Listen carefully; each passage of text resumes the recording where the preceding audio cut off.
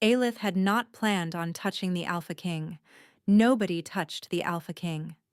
But here she was, on her knees in the frozen mud outside the gates of Thornvale, 7 months heavy with child, her bare hands pressed flat against the chest of the most powerful man in the realm.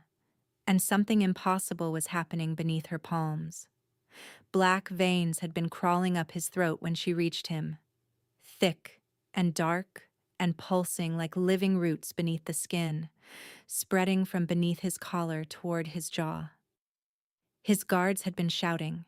His horse had bolted sideways, and King Cale Renard, conqueror of the Ashenmoor Rebellion and undisputed ruler of the 5 territories, had dropped from the saddle like a man whose bones had turned to water.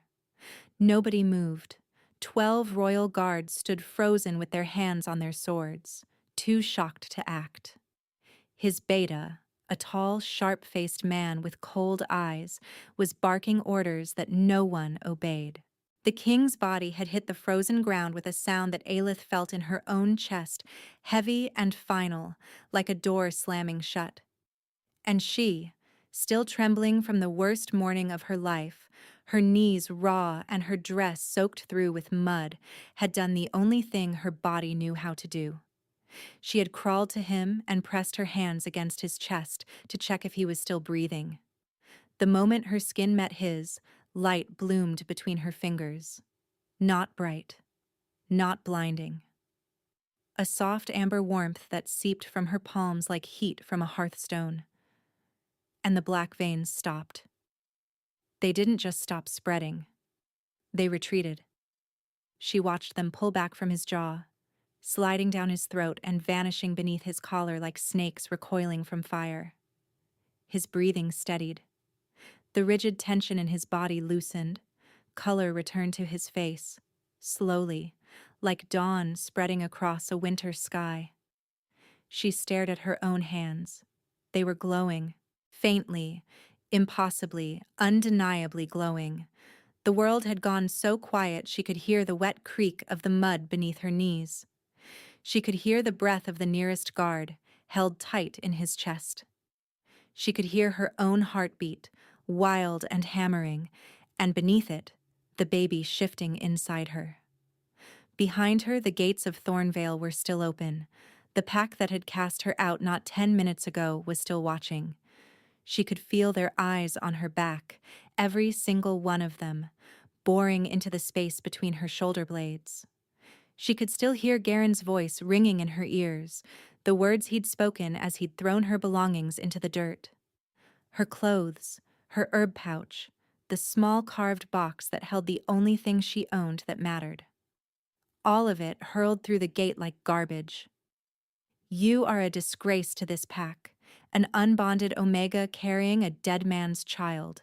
You will not raise that thing under our roof. That thing. He had called her baby a thing. She had been standing in front of the entire pack, her belly round and undeniable, and he had looked at her like she was something rotting that needed to be removed before the smell spread. The elders had watched from the hall steps, the women she had helped through labor, whose children she had delivered with her own hands, had watched from the windows. Not one of them had spoken. She had not cried. She had picked up her bag with shaking hands, pressed her palm against the swell of her belly, and started walking. She had made it maybe 40 paces down the road, not even far enough to lose sight of the gates, before the king's procession crested the hill. She had watched the horses approach with numb detachment, stepping off the muddy path to let them pass. There must have been 30 riders. Their cloaks bore the black and silver of the crown. At the front rode a man so broad across the shoulders that for one strange moment she thought the horse beneath him looked too small. And then that horse had reared without warning, and the man on its back had seized, his body going rigid, his hands clawing at his own throat as the black veins erupted across his skin like cracks in shattered glass.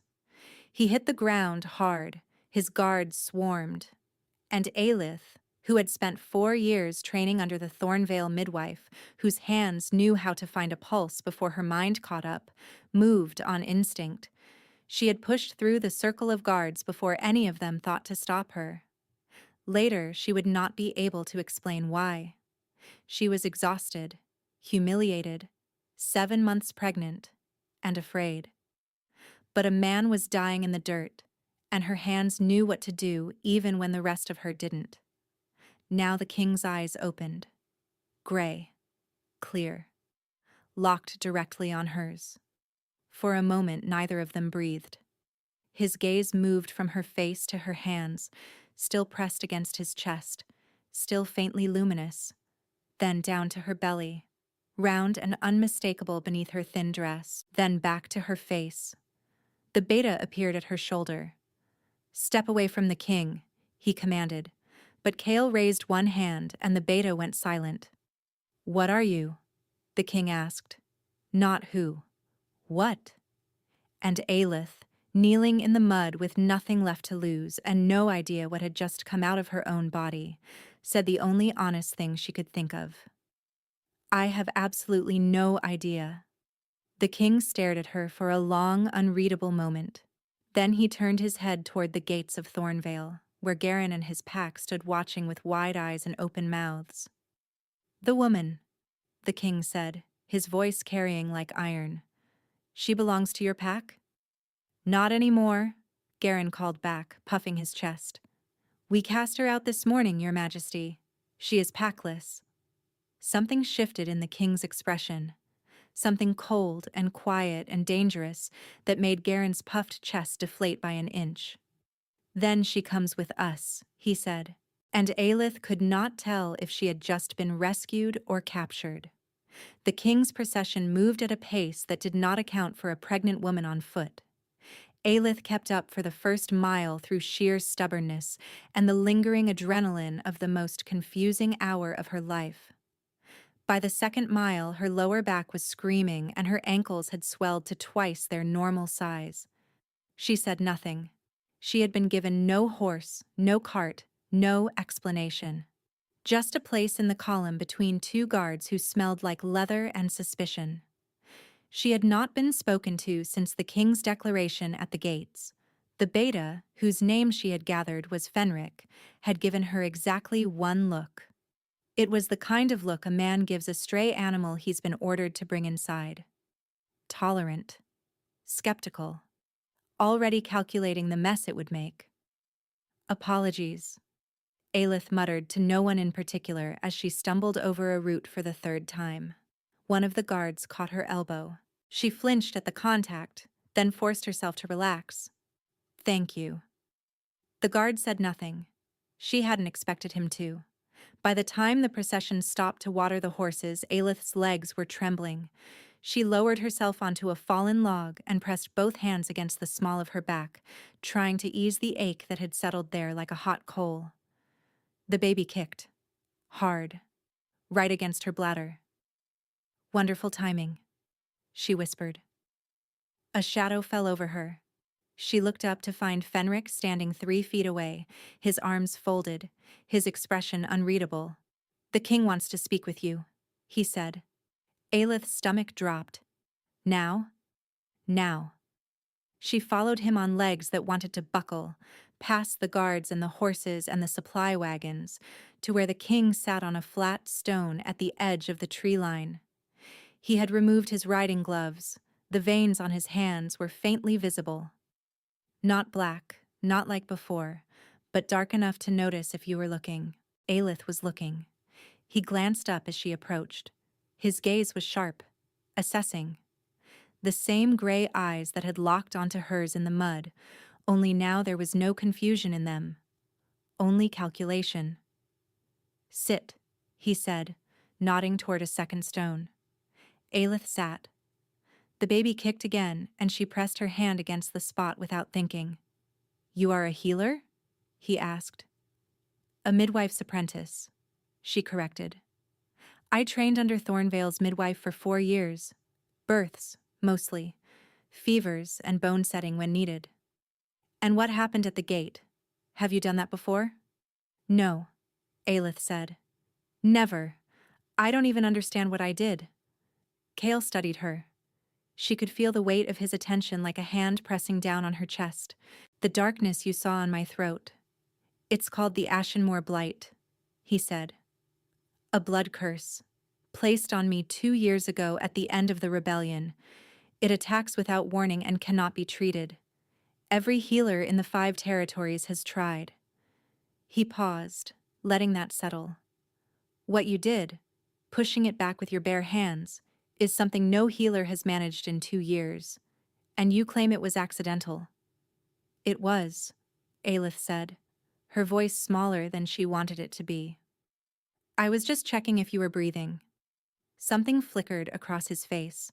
Not quite amusement, but close. Then it was gone. "How far along are you?" he asked. 7 months. "And the father?" Aelith's jaw tightened. "Dead," she said flatly. "Killed in a border skirmish 4 months ago. We were not bonded." "Hence the exile," Kale said. It wasn't a question. "Garen believes an unbonded pregnant Omega is a stain on pack honor," she replied, and the bitterness crept in despite her best efforts. "I was useful to them as a healer. The moment I became inconvenient, I became disposable." The king was quiet for a moment. Then he stood. "You'll ride in the supply wagon for the remainder of the journey. When we reach the capital, you'll be examined by my court physician. If what you did at the gate can be repeated, you'll be given quarters in the palace." "And if it can't be repeated?" Aelith asked. He looked down at her, and for a moment, his expression softened by a fraction so small she might have imagined it. "Then you'll still have a roof," he said. "No one under my banner is discarded for being inconvenient." He turned and walked away before she could respond. Fenric appeared at her side a moment later and escorted her to the wagon without a word. Aelith climbed inside, settled herself among the grain sacks, and pressed her forehead against her knees. "What just happened?" she whispered to her belly. The baby kicked in response. That night, the camp settled into quiet. Aelith lay in the back of the wagon under a borrowed blanket, staring at the stars through the canvas opening. She couldn't sleep. Her mind was a tangled mess of fear and confusion, and a strange electric awareness she couldn't name. She could feel him, not hear him, not see him, feel him. A low hum at the edge of her senses, like a sound just beneath the range of hearing. The king was somewhere nearby, and her body knew it the way it knew its own heartbeat. She pressed her hands together and stared at them in the dark. No glow, no warmth. Just her own skin, rough and calloused and ordinary. A commotion near the center of camp pulled her upright. Voices. Urgent. Hushed. Then Fenric was at the wagon, his face pale in the moonlight. "Come with me," he said. "Quickly." She followed him barefoot across the cold ground to the king's tent. 2 guards stood outside, their faces rigid. Fenric pushed through the flap. Kale was on the ground, his body convulsing. The black veins were back, worse than before, crawling up both sides of his neck and across his jaw. His eyes were rolled back. His hands were clawing at his own chest. "It's another episode," Fenric said, his voice tight with controlled panic. "They've been getting worse, more frequent. The physicians can do nothing." Aelith dropped to her knees beside the king. She didn't think. She just reached. Her hands found his chest, pressed flat against the place where his heart hammered beneath the skin. And the warmth came. Brighter this time, steadier, pouring out of her palms like sunlight through water. The veins retreated. His convulsions slowed and stopped. His breathing steadied. His eyes closed, and for the first time, his face relaxed into something that might have been peace. Fenric stared at her hands. "Twice," he said quietly. "Twice in one day." Aelith pulled her hands back slowly. They were trembling. "What am I?" she whispered to herself. Fenric's gaze shifted from her hands to her face, and the cold skepticism she had seen before was gone. In its place was something far more unsettling. Hope. "I think," he said carefully. The king is going to need you much closer than the supply wagon. The capital was larger than any place Aelith had ever seen. The outer walls rose high enough to blot out the tree line, and beyond them, stone buildings climbed over each other in dense, chaotic layers. Smoke drifted from 1,000 chimneys. The streets were loud with voices and wheels and the sharp bark of street vendors calling their prices. Aelith saw none of it. She sat in the wagon with her hands folded over her belly and her eyes fixed on nothing, trying to slow her pulse.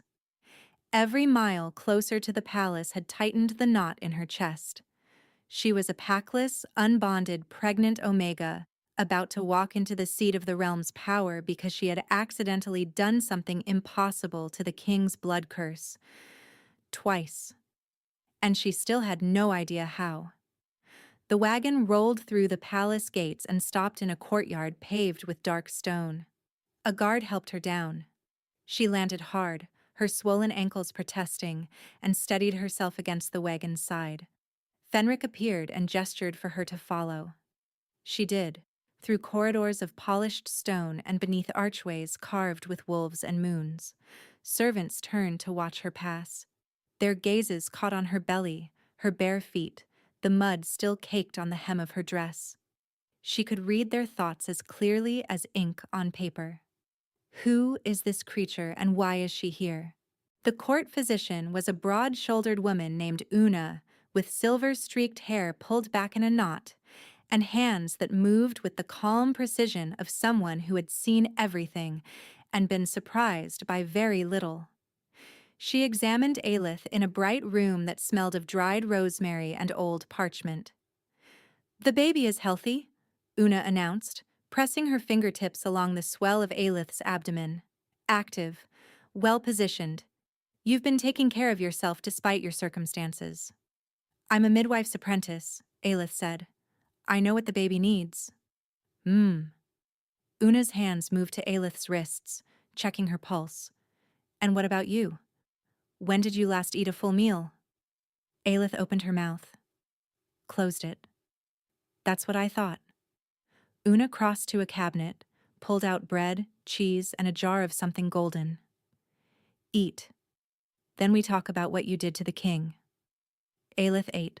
The food hit her stomach like a revelation, and she had to slow herself down to keep from choking.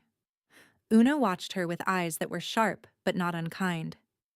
"The Ashenmoor blight has been killing Kale for 2 years," Una said, her tone matter of fact. "It's a curse woven through his bloodstream. It feeds on his body's energy, surfaces in episodes that grow worse each time, and cannot be cut out because it's bonded to his life force. Remove the curse, you remove the life. Every healer, mage, and herbalist in the 5 territories has tried. I have tried. Nothing works." She paused. And then a pregnant foundling puts her hands on his chest and the curse retreats like a kicked dog. "You'll forgive my curiosity." "I don't understand it either," Aelith said around a mouthful of bread. "It just happened. Both times I wasn't trying to do anything. I was just touching him." "Show me your hands." Aelith held them out. Una turned them over, studying the palms, the fingers, pressing on the pressure points along the wrists. "Nothing unusual," Una murmured. "No residual warmth, no trace of active magic." She frowned. "Have you always been like this? Any history of strange occurrences, unexplained healing, anything out of the ordinary?" "I was a foundling," Aelith said. "Left on the Thornvale steps as a baby. No records, no family, no bloodline. I presented as Omega at 14. Nothing extraordinary ever happened to me before yesterday." Una released her hands and sat back, her expression thoughtful. "Then something has changed. And the most obvious variable is that." She nodded toward Aelith's belly. Aelith's hand moved protectively to the curve of her stomach. "The baby?" "Pregnancy alters a wolf's biochemistry dramatically. Hormones, pheromonal output, energy channels, all of it shifts to support new life." Una leaned forward. "It's possible, and I'm speculating, that whatever latent ability you carry has been activated or amplified by the pregnancy itself. The child may be acting as a catalyst. A knock interrupted them. Fenric stepped inside without waiting. "The king is asking for her," he said. Una raised an eyebrow. "Already?" "He's having another episode." They moved fast.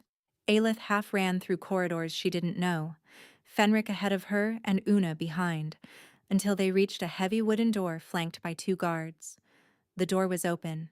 She could hear it before she saw it. Labored breathing.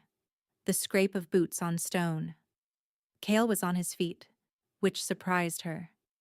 He was gripping the edge of a massive oak desk, his knuckles white, his jaw locked. The veins were climbing his neck again, and a sheen of sweat covered his face.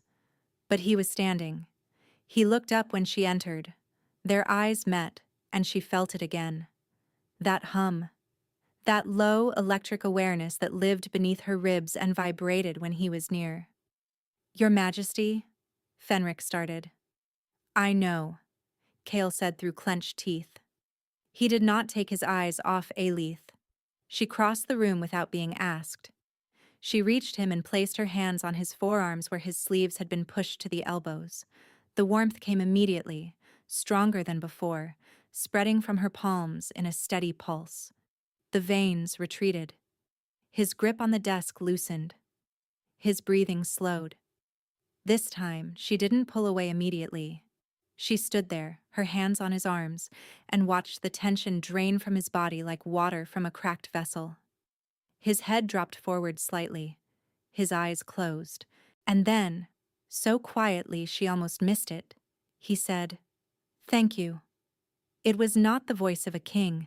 It was the voice of a man who had been in pain for a very long time and had just, for a moment, been given relief. Something cracked open in Aelith's chest. Something warm and aching and entirely unwelcome. "You should sit down, Your Majesty," she managed. He opened his eyes, looked at her, and for one unguarded second, his expression was so raw, so desperately grateful, that she had to look away. Una cleared her throat from the doorway. 3 episodes in 2 days, she said to Fenric. "The intervals are shortening. He won't survive another month of this." The words landed like stones in still water. "I need to examine her further," Una continued. "Run blood work, study the interaction. If her ability can be understood, perhaps it can be replicated." Fenric nodded. "In the meantime, the king cannot be left without access to whatever she provides." He turned to Aelith. "Quarters will be arranged for you adjacent to the king's chambers." "Adjacent," Aelith repeated, her voice going thin. "To the king's chambers." "Is that a problem?" Fenric asked. Several problems presented themselves at once, starting with the fact that she was an unwed pregnant Omega and ending with the fact that palace gossip would eat her alive. But the alternative was letting the king die. "No," she said. "No problem."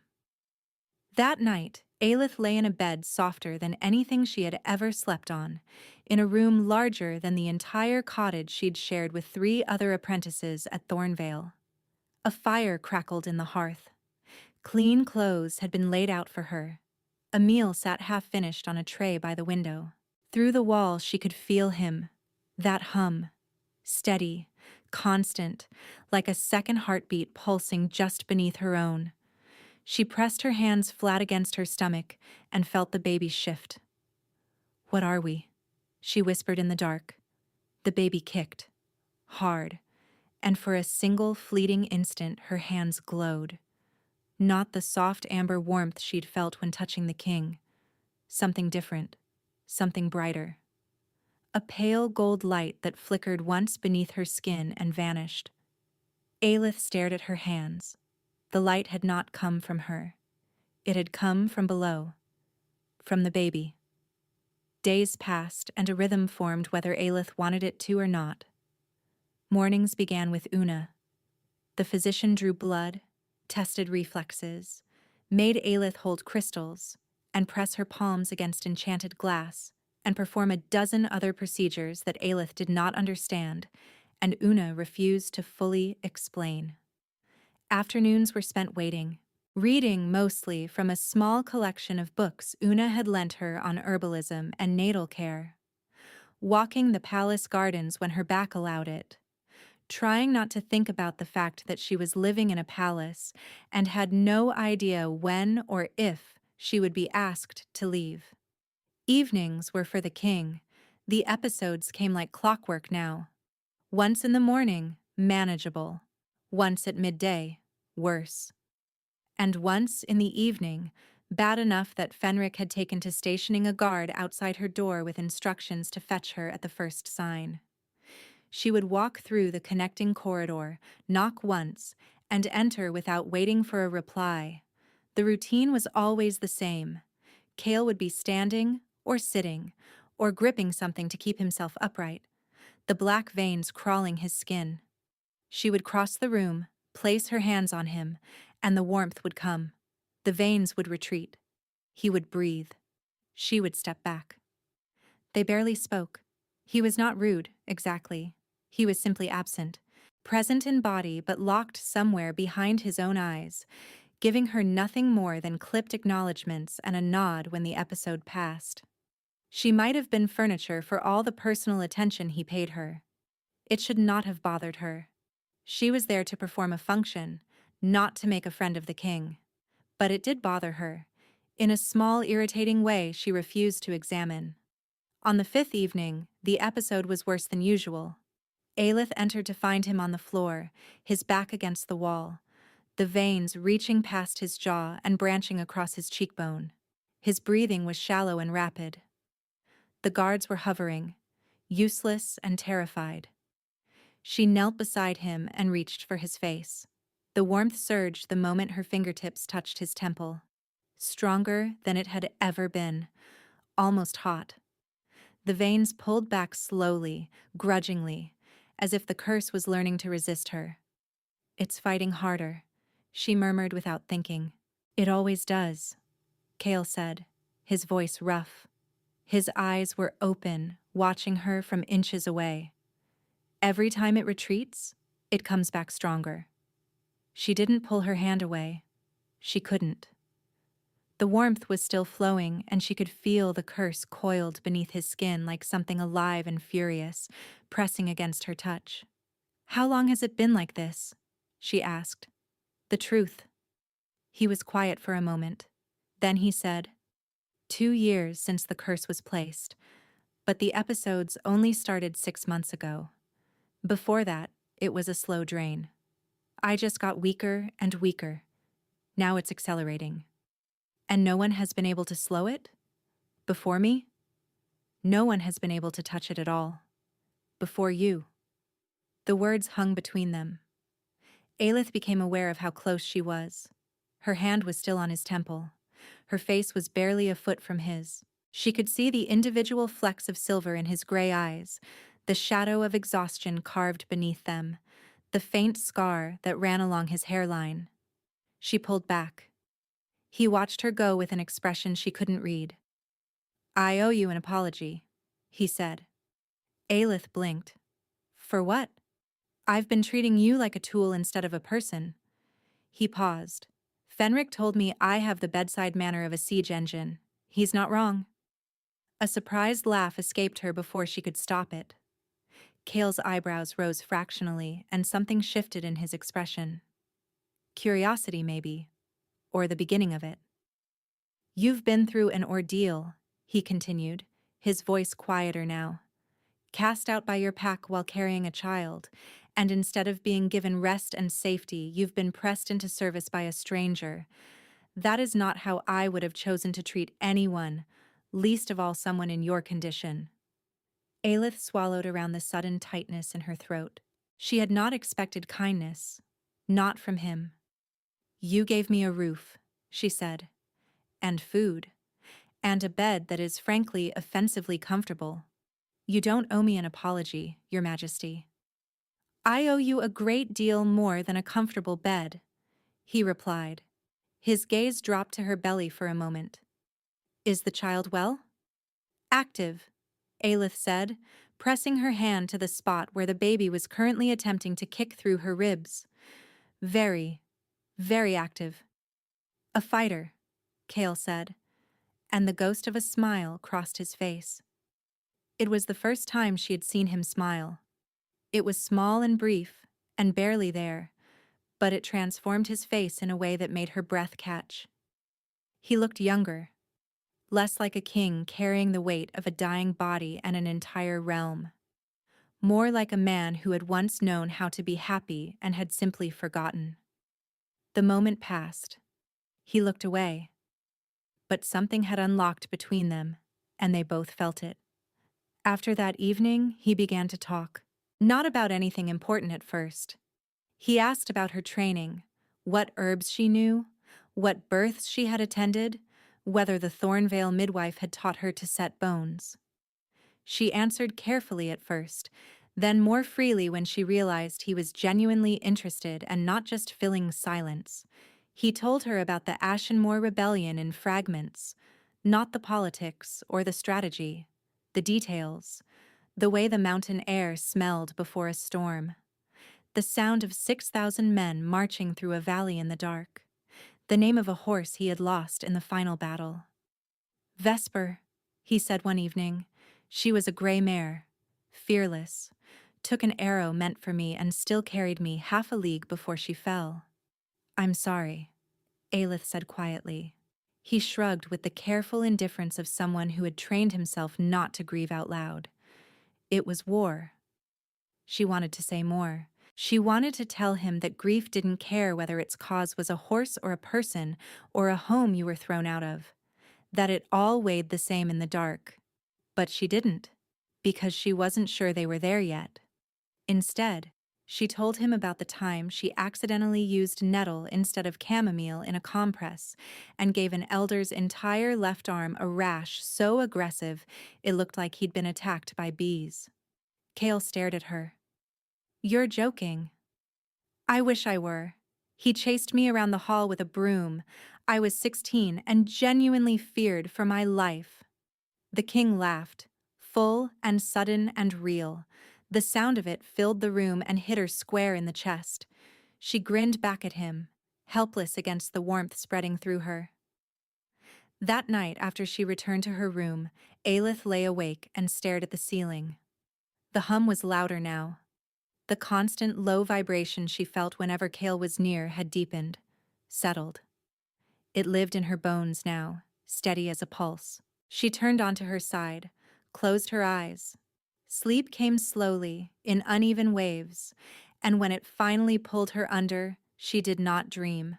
She arrived somewhere.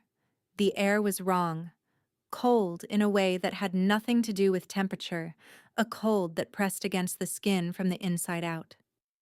A gray mist hung low and dense over ground she could not see. The sky, if it was a sky, was the flat white of bleached bone. Aelith looked down.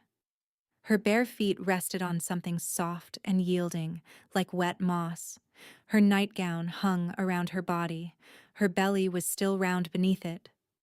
This is not a dream, she thought, and the certainty of that statement sent ice through her veins. She walked forward because standing still felt worse. The mist parted reluctantly, curling around her ankles like fingers. There was no sound, no wind, no insects, no water. Just a thick, suffocating silence that swallowed her footsteps before they could echo. Then she saw him. Cale stood at the center of a clearing, if the absence of fog could be called that. He was barefoot, dressed in the same clothes he had been wearing when she left his chambers. His hands hung at his sides. His face was empty. "Your Majesty," she called out. He didn't respond, didn't blink, didn't move. Something was moving in the mist behind him. Shapes, dark and slow and patient, circling at the edge of visibility like wolves around a dying fire. And from somewhere deep in the gray, a sound rose. Low at first, then louder. Voices, dozens of them, hundreds, all speaking at once in a chorus of accusation that she could feel more than hear, pressing against her skull like a migraine.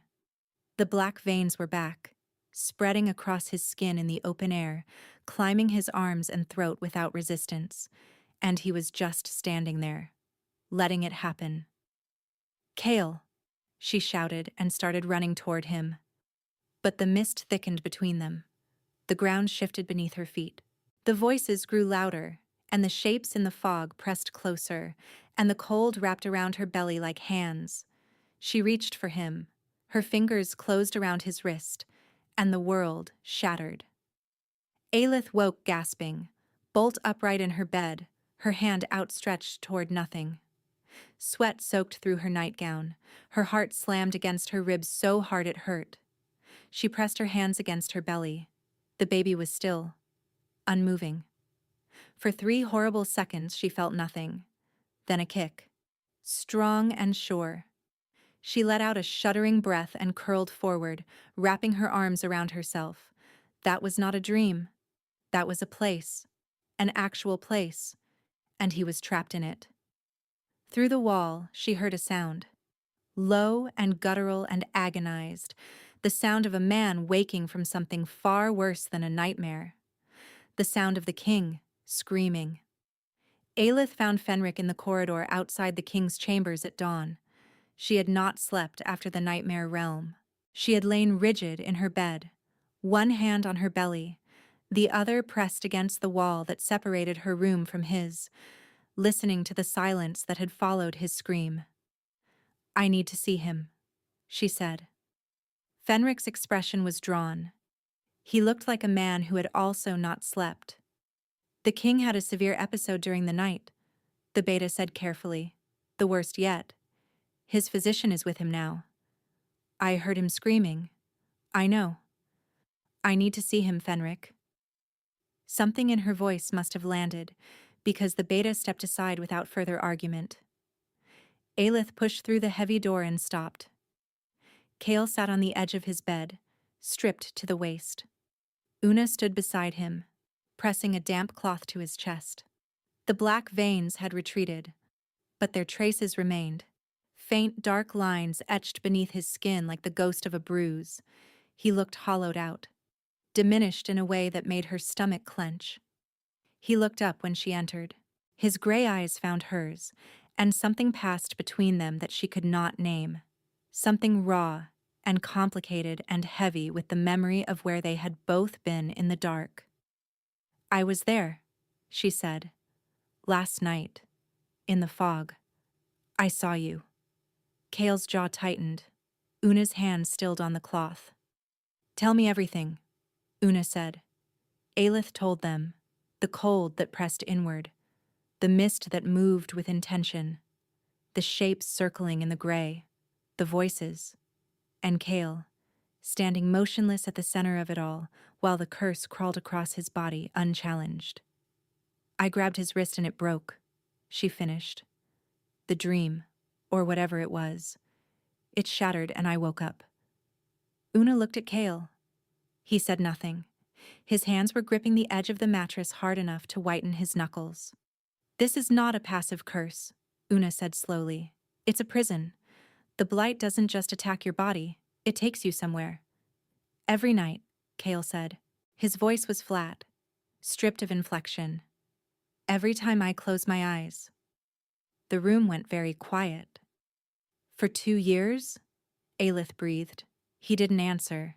He didn't need to. Una set down the cloth and pressed her fingertips together, thinking. The healing effect is clear, but proximity matters. Contact matters more. And now we know the curse operates on 2 fronts. The physical blight and the psychological prison. Aelith's touch pushes back the blight.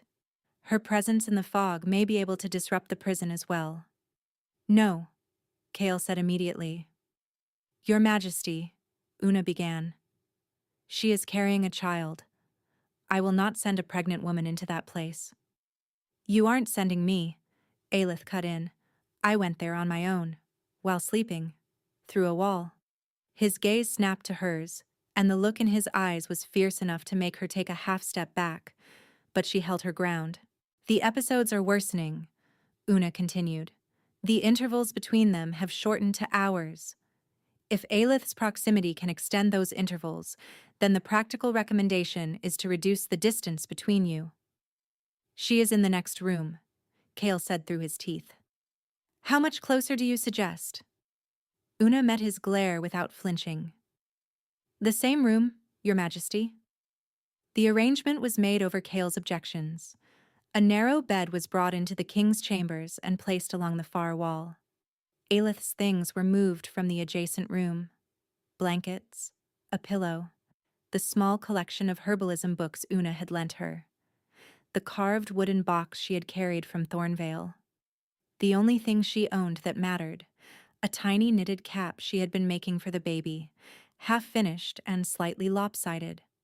Cale watched the servants carry in her things with the expression of a man who had lost an argument and resented every piece of evidence. You don't have to look so thrilled, Aelith said. I'm thrilled, he replied, his voice utterly devoid of thrill. That first night, Aelith lay on the narrow bed and listened to him breathe. The hum between them was louder here, richer, vibrating in the marrow of her bones. She could feel his presence like warmth from a fire, steady and constant, and beneath the anxiety of their situation, something in her body relaxed. The baby shifted, turned, settled into a position that pressed against her ribs. She rubbed the spot absently. Does the child move often? Cale's voice came from the dark, quiet and almost uncertain.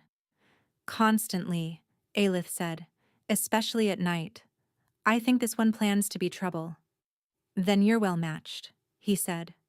She smiled in the dark, surprised and pleased. Was that a joke, Your Majesty? It was an observation. It was a joke. A pause. Then, so quietly she might have imagined it. Perhaps. He fell asleep before she did. She knew the exact moment because the hum shifted, deepened, and the tension that she could always feel radiating from him dissolved like salt in water. She lay there listening to his breathing and pressing her palm against the baby's kicks and feeling something fragile and terrifying take root in her chest. The episode slowed. 2 days passed without a major attack. Una ran tests, drew blood, measured the darkness in his veins, and declared the improvement significant.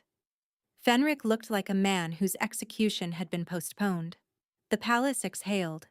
Cale remained guarded, but the walls were thinning. He asked about her training in the evenings while she braided her hair before bed.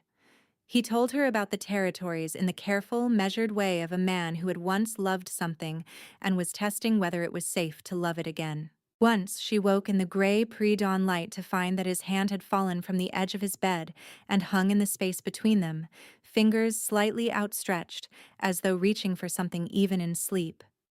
She did not take his hand, but she thought about it until the sun came up. On the 6th night, Aelith woke to the sound of his breathing turning ragged. She sat up. The black veins were climbing his throat in the moonlight, darker than she had ever seen them. His body was rigid, his hands clawed at the sheets. She crossed the space between their beds and pressed her hands against his chest. The warmth surged through her palms, and the veins began to retreat. But this time, the pull came with it. A violent, wrenching tug behind her navel, like a hook sinking into her center and dragging her forward. The room dissolved. She was in the fog. The cold pressed against her immediately, invasive and hungry. Cale stood ahead of her, the shapes circling closer than before, the voices louder. But something was different. She looked down. Her belly was glowing. A pale gold light pulsed beneath her skin, warm and steady, radiating outward like a small sun. The fog recoiled from it. The shapes drew back. The voices faltered. Then they stopped retreating. They turned. Every dark shape, every circling shadow pivoted toward the light in her belly, toward the baby. She felt the curse notice the child. It was a physical sensation, a cold, predatory awareness that locked onto the light like a wolf sighting prey. The hunger in it was bottomless. No, Aelith gasped, wrapping her arms around her stomach. A hand closed around her arm and yanked her backward. The fog tore apart. The nightmare shattered. She was back in the king's chambers, on her knees beside his bed, gasping. Cale was awake, gripping her arm, his face white. "The baby," he said. His voice was shaking. "I felt it. The curse. It reached for the baby." "It saw the light," Aelith whispered, her arms still wrapped around her belly. "It saw the baby and it wanted it." Cale released her arm and stood. He backed away from the bed, away from her, his hands raised like she was something dangerous. "Get out," he said. "Cale, wait. Get out of this room. Now." His voice cracked on the last word. "I will not be the reason something happens to that child. Take your things and go. Do not come back." Aelith stood on shaking legs. She could see it in his face, the fear, the guilt, the absolute conviction that he was poison and everything he touched would suffer for it. "This isn't your fault," she said, tears burning her eyes. "It is my curse," he said, "and it just tried to devour your child. Go, please." The please broke her. She gathered her things with trembling hands, pressed the half-finished knitted cap against her chest, and walked out of his chambers. The door closed behind her, and the hum between them stretched taut like a wire about to snap. 7 days without him. 7 days of the hum pulling at her like a fishhook lodged beneath her sternum. 7 days of her body betraying her in ways she could not control. The headaches came first, a dull, persistent pressure behind her eyes that no amount of rest could touch. Then the nausea, unrelated to the pregnancy, deeper and more destabilizing, like her body was rejecting its own equilibrium. The baby felt it too. Where once the kicks had been strong and rhythmic, they became erratic. Frantic 1 hour, still the next. Aelith would lie in her reassigned room 3 corridors away from the king's chambers and press her hands against her belly and wait, counting the seconds until the next movement, terrified of the silence between them. Una noticed immediately.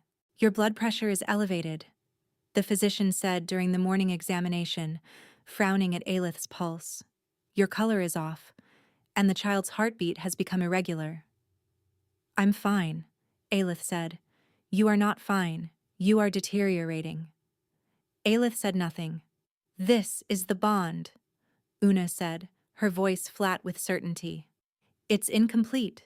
You and the king have formed the beginning of a mate bond, and the separation is tearing it apart before it can settle. Your body is reacting as if a vital organ has been removed." "It's not a bond," Aelith protested weakly. "We never bit. We never mated. We barely touched." "Bonds don't require a bite to begin forming," Una replied. "Proximity, sustained contact, emotional vulnerability, shared experience. You've had all of it. The bond has been building for weeks. And now that you've been separated, it's collapsing, taking you with it." "And the baby?" Una's silence was answer enough. Aelith curled her arms around herself, shielding the baby by instinct. The baby kicked once, weakly, and was still. She tried. She ate when Una told her to eat. She walked when Una told her to walk. She slept when her body would allow it, which was less and less each night. The hum never stopped. It pulled at her constantly, an ache that lived in the space between her ribs and grew worse with every hour. She caught glimpses of Cale across the palace. Once in the courtyard, standing with Fenric and 2 advisors, his posture rigid and his face carved from stone.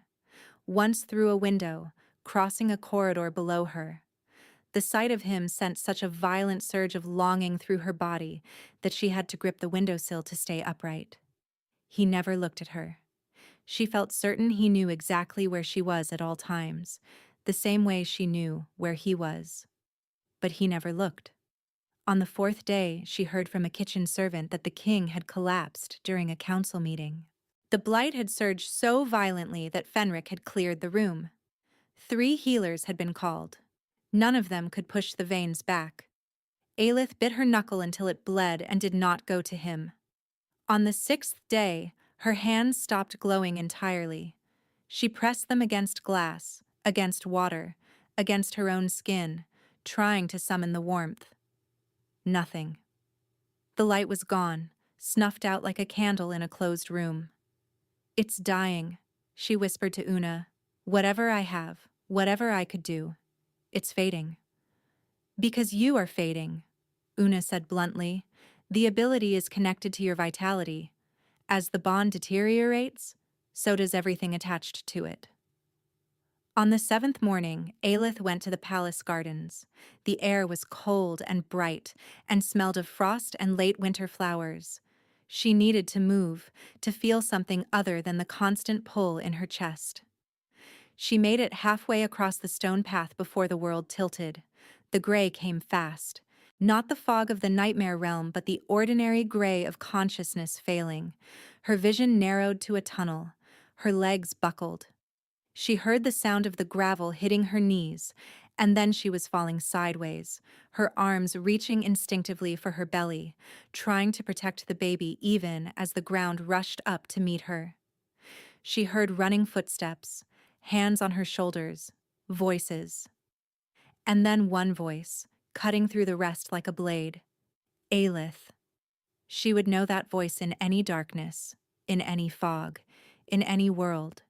She felt him before she saw him, felt his hands catch her, felt the hum flare to life between them so violently it was almost pain.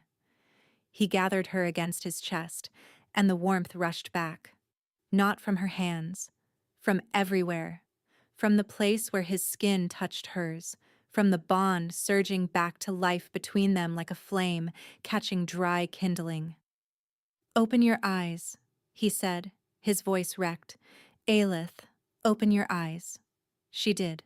He was kneeling on the gravel, holding her against him, and his face was a ruin of fear and guilt, and something so fierce it stole what was left of her breath. "The baby," she whispered. His hand moved to her stomach, pressed flat, waited. A kick, strong and sure. He closed his eyes. A sound escaped him that was not quite a word and not quite a sob, but something broken and grateful that lived in the space between. She woke in the infirmary. The light was warm. Una was standing at the foot of the bed with her arms folded. Fenric stood beside the door, and Cale sat in a chair at her bedside, his elbows on his knees, his head in his hands. "Cale," she said softly. His head came up. The look on his face was unguarded, raw, stripped of every wall he had built. "Don't send me away again," she said. "I know you're afraid. I'm afraid too. But being apart is killing us. Both of us. All three of us." "I know," he said. His voice was hoarse. "I know." Una cleared her throat. "Now that we're all in the same room and no one is actively dying for the moment, perhaps the king would like to tell us about the Ashenmore curse. The full truth this time, not the version he's been feeding the court." Cale's jaw tightened. But he looked at Aelith, at her pale face and the hand she kept pressed against her belly, and the resistance bled out of him. "The Ashenmore rebellion was led by an alpha named Dravain," he began, his voice low and controlled. "He believed the crown had abandoned the outer territories. He was not entirely wrong. The border pacts had been neglected for decades. When Dravain rose up, he had legitimate grievances, but his methods were brutal.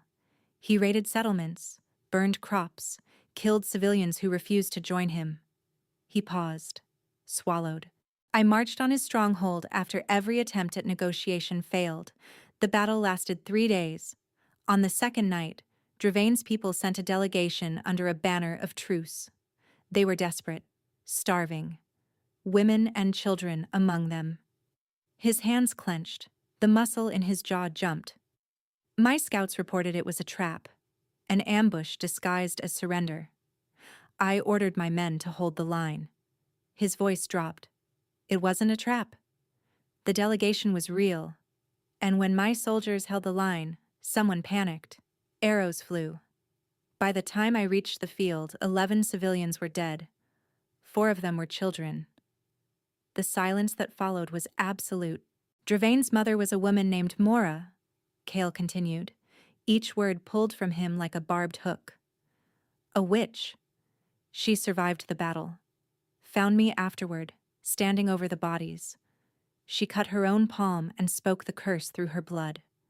He looked at his hands. She said the dead would live in my veins, that I would carry them until they consumed me. And the fog? Aelith asked quietly. The place you go at night? The Hollow, he said, and the name came out like something he'd been carrying in silence for too long. That's what I call it. It's where they wait. The dead. Every one of them. Every night I close my eyes. They're there. Una moved to the window, her expression grave. A blood curse fueled by grief and guilt, she murmured. The strongest kind. It doesn't need external power to sustain itself. It feeds on the host. It feeds on his belief that he deserves it, Aelith said. Everyone looked at her. Cale flinched as if she'd struck him. That's why it's growing, she continued, her voice steady despite the tears building behind her eyes. You think you earned this. You think those deaths are a debt, and the curse is the payment. And every night you go to that place and you stand there, and you let it take a little more of you because you believe you owe it.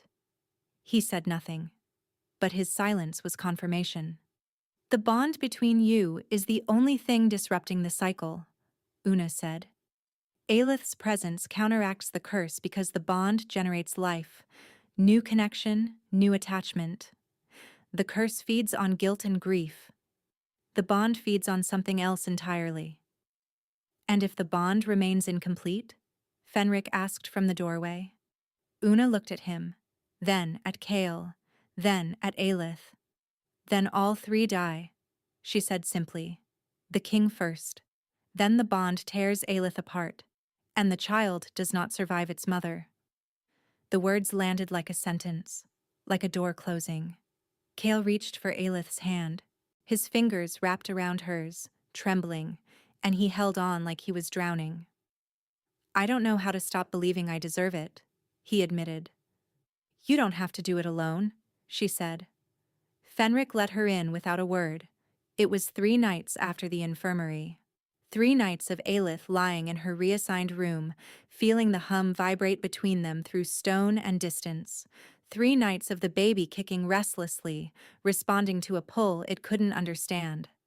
3 nights of Cale refusing to let her return to his chambers, not out of cruelty but out of a stubbornness so deeply rooted in self-punishment that it had become indistinguishable from habit. He had held her hand in the infirmary. He had admitted he couldn't do it alone. And then he had retreated behind his walls like a man who had shown too much and needed to seal the breach. Aelith was done waiting. She had gone to Fenric that evening, still wearing the loose dress she'd been sleeping in, her hair unbound, her feet bare on the cold stone. The beta had looked at her, looked at the determination carved into her face, and simply opened the door. Cale's chambers were dark except for the fire. He was standing at the window, one hand braced against the frame, his forehead resting against the glass. The black veins were faintly visible on his neck. He was thinner than he had been a week ago. He turned when she entered. His eyes widened. Aelith, you can't be here. I can, she said. And I am. The curse will reach for the child again. I can't control it. I know. Then why are you here? His voice broke on the question, cracking open into something desperate and raw. Because I refuse to let you die to prove a point to ghosts, she said, and the words came out fiercer than she intended. She moved toward him, and he backed up until his shoulders hit the wall. She stopped an arm's length away. You told me in the infirmary that you don't know how to stop believing you deserve the curse, she continued. So let me tell you something about deserving things. She held his gaze, unblinking. Even though her heart was hammering so hard the baby was probably feeling the vibration. I was left on the steps of Thornvale the night I was born. No note, no name, no explanation. I grew up scrubbing floors and sorting herbs and delivering other people's babies, and every single day I told myself that if I was just useful enough, just quiet enough, just small enough, someone would want me. And nobody did. When I got pregnant, the one person who might have stayed was killed before he even knew about the baby. And the pack that raised me threw me out in the mud and called my child a thing. Her voice cracked. She let it crack. I spent my entire life believing I deserved to be discarded, that something was wrong with me, that I was not enough. And I was wrong, Kale. I was wrong about myself the same way you are wrong about yourself. The curse feeds on what you believe, and what you believe is a lie. His breathing had gone ragged. His hand was still braced against the wall behind him, and she could see the tension in every line of his body, the war between the part of him that wanted to pull her close and the part that wanted to push her away to keep her safe. "You gave me a roof when I had nothing," she said softly.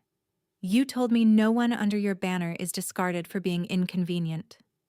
You meant that. I know you meant that. So why won't you give yourself the same mercy?" "Because I ordered those men to hold the line," he said, his voice raw.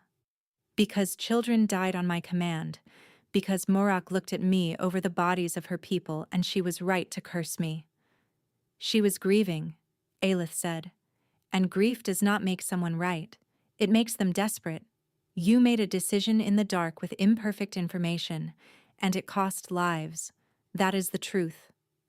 But the truth is not that you deserve to die for it." She reached up and placed her hand against his cheek. The warmth bloomed between them, and she felt him shudder. "You are allowed to grieve them," she whispered. "You are allowed to carry their memory. But you are not allowed to use their deaths as a weapon against yourself. Not anymore." His hand came up and covered hers. He turned his face into her palm and breathed. She could feel the tremor running through him, could feel the bond between them humming so loudly it was almost a sound, almost a song, vibrating in the air between their bodies. "I'm afraid," he said against her hand. "I'm afraid of what happens to you if I let this bond complete. I'm afraid of what happens to all of us if you don't." He looked at her then. Really looked at her. Not as a king assessing a situation, not as a man guarding a secret.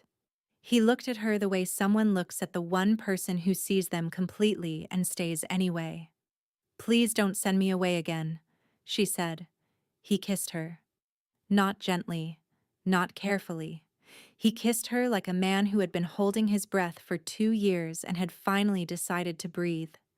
His hands framed her face, tilting her head, and the contact sent the hum roaring through her body like a river through a broken dam. She kissed him back with everything she had. Every lonely night in Thornvale, every morning she had woken up reaching for someone who wasn't there.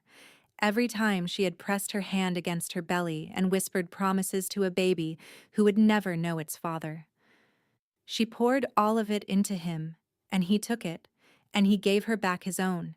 He held her like she was precious and necessary and worth protecting, not from himself, but from a world that had failed her. His arms wrapped around her, careful of the life between them, and she pressed herself against him and felt the bond flare so bright it was almost blinding. And when the bond sealed, it was not a single moment but a slow cascade. The mating bite, his teeth at her throat, gentle and claiming. The answering bite, her teeth at his, fierce and sure. The hum between them swelled into something luminous, a warmth that spread through her chest and settled into her bones and reached down, down, into the place where the baby waited. The child moved. A strong, deliberate kick, and the golden light bloomed in Aelith's belly, brighter than it had ever been, visible through her skin, through his hands that were pressed against her stomach. It pulsed once, twice, and then settled into a steady glow that matched the rhythm of 3 heartbeats. They held each other in the firelight, breathless and trembling. Kale's arm was wrapped around her. His hand rested on her belly, fingers spread wide. The baby pressed against his palm and held still, as if listening. "I can feel the child," he said, wonder cracking his voice open. "Through the bond. I can feel both of you." Aelith smiled against his chest. "What does it feel like?" He was quiet for a moment. "Like coming home," he said. "I didn't know I'd forgotten what that felt like." His breathing slowed. His body relaxed against hers, heavier and warmer than anything she had ever known. Sleep took him in minutes, deep and dreamless, his face pressed against her hair. Aelith lay in the dark and listened to his heartbeat and felt the bond humming between the three of them like a living thing. The baby settled. The fire crackled low. The room was warm and safe and still. She closed her eyes. Joy bloomed in her chest so bright it almost hurt. This was real. This was hers. Sleep pulled her under gently, and for a few perfect, peaceful hours, there was nothing but warmth. Then the cold came. Aelith's eyes opened to fog. The gray pressed against her from every direction, thick and wet and alive. The ground beneath her feet was soft and wrong. The silence was absolute. But this time was different. This time, the golden light in her belly was burning. Not glowing. Burning. Visible through the fog like a beacon, pulsing with each heartbeat, casting long shadows through the mist. And the shapes were not circling. They were coming straight for her. Fast, deliberate, hungry, drawn to the light like moths to a flame. She could see their faces now. Hollow eyes, open mouths, hands outstretched. And behind them, rising from the black water at the center of the hollow, something vast and dark and ancient turned its attention toward her child. The shapes had faces. Aelith could see them now, close enough to recognize the grief carved into every feature, the silent anguish frozen in expressions that would never change. They moved through the fog with terrible purpose, drawn to the golden light pulsing beneath her skin. Behind them, the black water churned, and rising from its center, a presence so vast and cold that it pressed the air from her lungs. Not a figure, not a shape, just hunger. Ancient and patient and utterly without mercy. "Kale," she screamed into the fog. No answer. The shapes pressed closer. She could feel them reaching, not for her, but through her, toward the warmth in her belly. The baby moved, and the golden light flared brighter, and the hunger in the dark surged in response. She wrapped her arms around her stomach and ran. The ground shifted beneath her feet, soft and treacherous. The fog tore at her nightgown. She ran blind, gasping, until a clearing opened before her, and she skidded to a stop. Kale was there, on his knees. The black veins covered him completely, climbing his face, his arms, his hands. He was sinking into the ground, the soft, wrong earth swallowing him inch by inch, and around him stood the dead. Not circling this time, pressing in, hands on his shoulders, hands on his back, holding him down. "Let him go," Aelith shouted, but her voice came out thin and swallowed. The dead did not look at her. Their eyes were fixed on the king, and their mouths were moving in that terrible chorus she had heard before. Accusation, sorrow, blame. You ordered the line held. You failed to see the truth. Children died on your command. You deserve this. And Kale was not fighting them. He was agreeing. She could feel it through the bond, feel his surrender like a door closing, like a man stepping willingly into the dark because he believed the dark was where he belonged. "No," Aelith said, and started forward. The hunger from the black water turned toward her. The cold hit her like a wall. Her vision dimmed. Her legs weakened. The baby kicked frantically, and the golden light stuttered. She fell to her knees beside him. The dead pressed against her, their cold hands brushing her skin, and she felt what they felt. Grief so vast it had no bottom. Loss so total it had no edges. The echo of every life cut short, every future erased. And beneath it all, the engine that kept the curse alive. Not Morak's magic, not the witch's blood. Kale's belief. His absolute bone-deep conviction that he had earned this suffering and owed the dead his life in return. "I see you," Aelith said. Not to Kale. To them. To the dead. The chorus wavered. "I see what happened to you. I see the field and the arrows and the white cloth that should have meant safety. I see the children. And I am sorry. I am so sorry for what you lost." The dead were still, listening. The hunger from the black water pressed against her back, but she held her ground. "But this man did not kill you out of cruelty," she continued, her voice shaking but clear. "He made a decision in the dark, with imperfect knowledge, and it cost your lives. He knows that. He has known it every single night for 2 years. He has stood here and let you punish him, because he believes your deaths are a debt he can never repay." She turned to Kale, took his face in her hands. The black veins writhed beneath her palms. The cold pressed against her belly. She held on. "But guilt is not a debt," she said. "And suffering is not payment. You cannot give them back what they lost by destroying yourself. You can only waste what's left." Tears ran down her face, freezing against her skin in the cold air. "I know what it feels like to believe you deserve to be punished. You know I do. We both carried that weight our whole lives, and it nearly killed us both." She pressed her forehead against his. "But you showed me I was wrong. You looked at a woman the world had thrown away, and you said she still deserved a roof. You showed me mercy before you ever showed it to yourself." She pulled back enough to see his eyes. "Now I am asking you to do the hardest thing you have ever done. I am asking you to show yourself the same mercy, not because the pain doesn't matter. It does. But because staying here, dying here, does not bring them back. It only takes you away from the people who still need you." She placed his hand against her belly.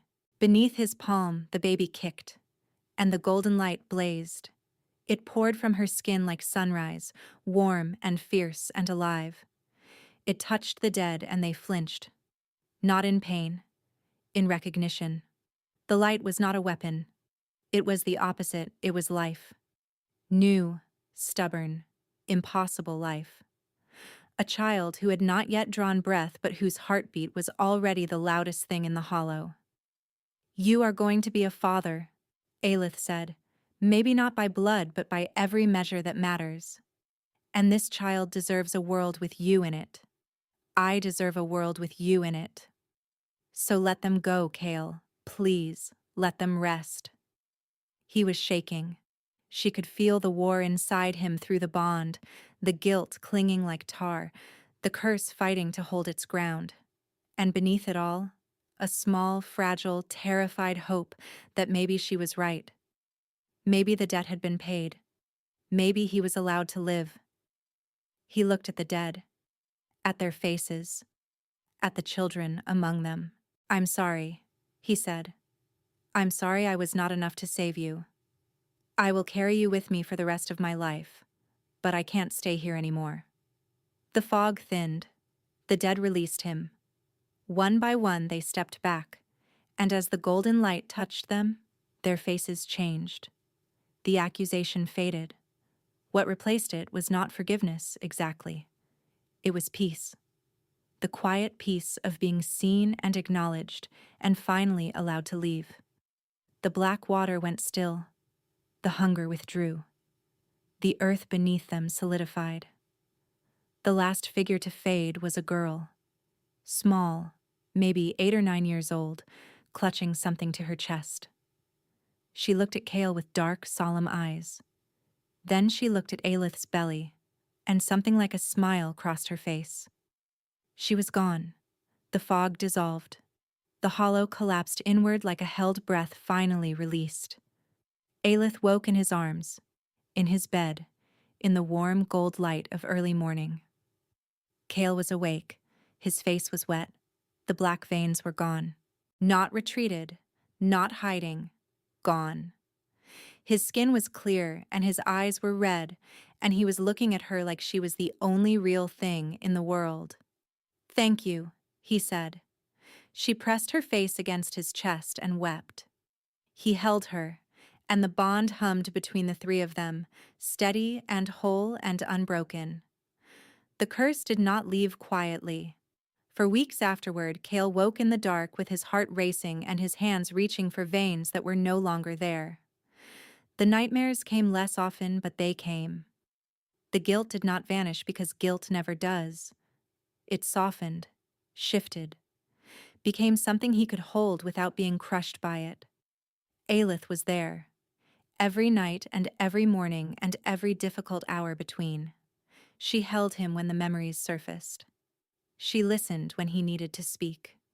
She said nothing when silence was what he needed instead. The baby arrived on a morning in early spring, screaming and furious and perfect. A girl, small and fierce with dark eyes that looked at the world like she intended to have words with it. Cale held his daughter for the first time with hands that shook and a face full of such bewildered wonder that Una had to excuse herself from the room to laugh where no one could hear her. "She's so small," he whispered. "She will not stay small," Aelith said, exhausted and radiant. The cord adjusted slowly.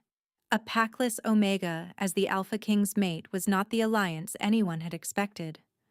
There were whispers. There were objections. There was a formal petition from 3 noble houses that Fenric handled with the quiet, devastating efficiency of a man who had been waiting for an excuse to reorganize the aristocracy. Cale made no apologies. He stood before the court with Aelith at his side and their daughter in his arms, and the look on his face made it very clear that anyone who took issue with his family was welcome to discuss it with him personally. No one took him up on the offer. Months later, Aelith woke in the pale gray light of dawn to find Cale still sleeping beside her. His face was peaceful. His breathing was deep and even. One arm was wrapped around her waist. The other rested in the cradle beside their bed, his hand curled loosely around their daughter's tiny fist. No veins, no fog, no hollow waiting to pull him under. Aelith watched them for a long moment. The king who had been dying and the child who had saved him, and the woman who had been told she was nothing. She settled back against his shoulder, closed her eyes, and slept.